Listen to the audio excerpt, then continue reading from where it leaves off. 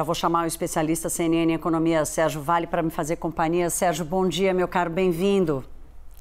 Bom dia, Thaís. Tudo bem com você? Tudo bem, agora melhor. Sérgio, gastei boa parte do CNN Money de hoje para falar um pouco de Jackson Hole, esse encontro que parecia uma coisa ali muito restrita a quem acompanha de perto o que fazem os bancos centrais ou os central bankers, como a gente fala do mercado financeiro, mas acabou virando um tema global, porque o Banco Central dos Estados Unidos precisa corrigir a expectativa do mundo inteiro sobre como a maior economia do globo vai lidar com a inflação em alta. Qual é a sua expectativa para a fala de Powell e como você entende a importância dele corrigir a compreensão sobre a estratégia do Fed? Pois é, Thaís, como você lembrou, essa reunião era muito discreta no passado e hoje ela traz uma perspectiva importante em relação ao que o Fed vai fazer sobre política monetária, né? As últimas reuniões dos últimos anos, você lembrou do Ben Bernanke, esse ano especialmente do Jeremy Powell, nessa mudança, essa transição de alta de juros que a gente está tendo agora, se torna extremamente relevante. A expectativa de todo mundo é saber o que o Jeremy Powell vai falar em relação a um pouco sobre como ele vê a inflação nesse momento, ao cenário de desaceleração da economia americana nesse momento. Como você falou, tem dúvidas de fato se a gente está nesse processo de desaceleração começando mesmo ou não. Recessão americana parece que ainda está distante. Como que isso impacta a inflação americana? Como ele vê esse processo, especialmente de inflação de energia, que afetou tanto a economia mundial, os países envolvidos, especialmente no primeiro semestre desse ano? E diferente da gente, eles têm aí pela frente o cenário de inverno bastante complicado que pode colocar pressão de novo. Então é um pouco ver como que o Fed está vendo essa dinâmica de inflação agora e para onde ela está indo. Se de fato a gente vai conseguir ver essa desaceleração e com essa desaceleração da inflação você poderia ter um ritmo de juros que começa a gente poder pensar em desacelerar.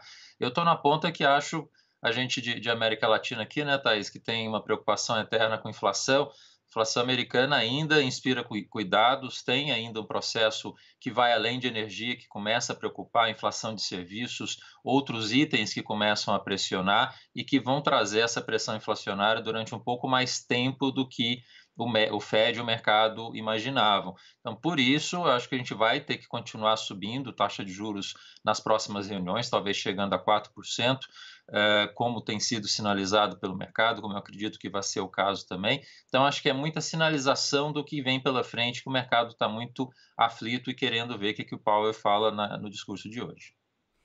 Sérgio, eu vi uma fala interessante desses grandes gurus do mercado, dizendo que o Fed vai ter que escolher entre promover ou provocar um alto desemprego nos Estados Unidos ou provocar uma perda das condições financeiras, porque, querendo ou não, como a inflação está alta e o juro ainda está baixo, o juro real lá ainda é negativo. Então, o mercado ainda não sente uma condição financeira mais apertada. Você acha que o país vai conseguir escapar de um desemprego mais alto na luta contra a inflação?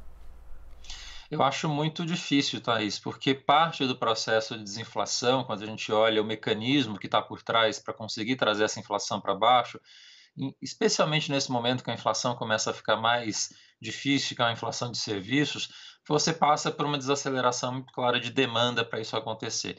E essa desaceleração de demanda é inevitável, a gente tem que falar em uma desaceleração do mercado de trabalho. Então, pensar numa inflação que vai começar a ceder, historicamente, quando a gente olha a inflação americana, a inflação especialmente de países estáveis, que tem mais, a gente consegue ver esses dados com mais segurança, a gente vê o processo muito claro. Você tem que ter um aumento da taxa de desemprego, você desacelera a demanda por conta disso, e aí você consegue controlar a inflação lá na frente. Esse processo ainda não começou, Thaís, você muito bem lembrou, a taxa de desemprego está extremamente baixa ainda, a expectativa toda é a gente começar a ver nesse segundo semestre essa desaceleração no mercado de trabalho para a gente começar a ver efetivamente uma queda da inflação mais à frente. Isso não começou a acontecer e por isso o Fed vai ter que começar a aumentar a taxa de juros. Ela, de fato, está, em termos reais, negativa, quer dizer, não afeta ainda totalmente o mercado financeiro, mas também aqui há ajustes a serem feitos, né, Thaís? A gente vê preço de imóveis nos Estados Unidos em níveis recordes acima da crise de 2008, o mercado acionário ainda não fez todo o ajuste que se costuma fazer em momentos de recessão. Então, acho que a gente tem um longo caminho ainda, infelizmente, de desaceleração na economia mundial. que acaba afetando aqui a gente, né? Eu acho que vai estar pegando aí bem o início do governo, do próximo governo, e essa vai ser a dificuldade também para o Brasil no ano que vem. Sérgio, uma das ausências surpresas do encontro de hoje é Christine Lagarde, que comanda o Banco Central Europeu, não vai mandar a vice-chairman do Banco Central Europeu, mas eu estou trazendo essa informação aqui porque há um descompasso muito grande na condição de lidar com a inflação na Europa, no Reino Unido, nos Estados Unidos e até em países como o Brasil, que começou a subir os juros muito antes e agora começa a enxergar algum efeito disso. Queria te ouvir um pouco sobre essa diferença, esse desbalanço da situação econômica, mesmo entre os países ricos, e o que isso provoca na economia global. Isso é um ponto importante, Thaís. Tem um descompasso, de fato, muito relevante da política monetária mundo afora, né? A gente aqui na América Latina, no Brasil especialmente, já preocupado desde o ano passado com o processo inflacionário que estava subindo. A nossa inflação, de fato, subiu com mais intensidade ano passado do que no resto do mundo. O BC teve que subir com mais força antes do que a maior parte do mundo. A gente vai começar ainda a colher os frutos dessa desaceleração, as expectativas ano que vem ainda estão sob controle, então acho que a gente começa a ver o processo dessa alta de juros aqui no BC começar a funcionar. Mas a gente olha o BCE, o Banco Central Europeu e o Fed, a gente vê esse grande descompasso. O BCE agora começou a se mexer em termos de taxas de juros com uma inflação que eu diria que é mais preocupante quando a gente olha para frente. Inflação europeia, por conta do inverno e por conta da dependência muito maior da Rússia do que os Estados Unidos, tem aí um problema de energia, especialmente de gás natural, que vai ser muito crítico e muito complicado no inverno. Tem uma tendência de subir preços de energia com força no final do ano de novo, e isso colocar uma pressão na inflação, numa inflação que já está elevada, e o BCE só começou a subir a taxa de juros agora.